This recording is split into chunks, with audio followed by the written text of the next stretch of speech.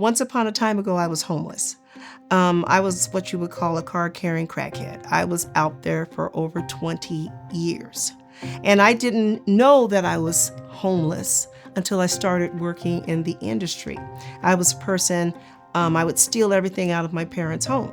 And so they didn't allow me in the house. And I was sleeping in people's backyards. I was sleeping at the dope dealers' houses. I would, go to sleep at the bus stop. But most of the time I would stay awake.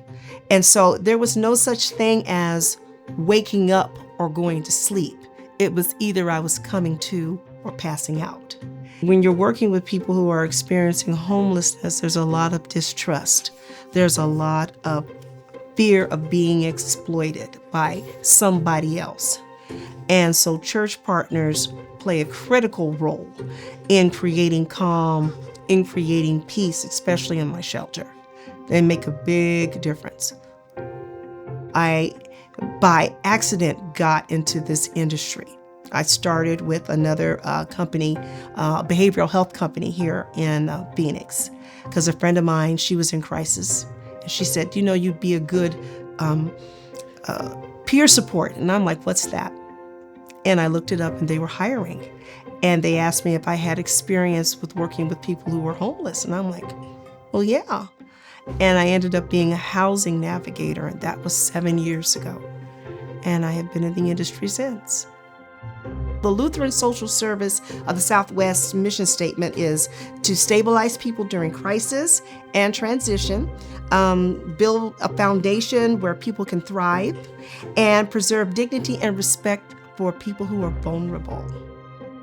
It's more than housing. It's creating safety. A home is where you're supposed to be safe. A home is supposed to be where you're secure.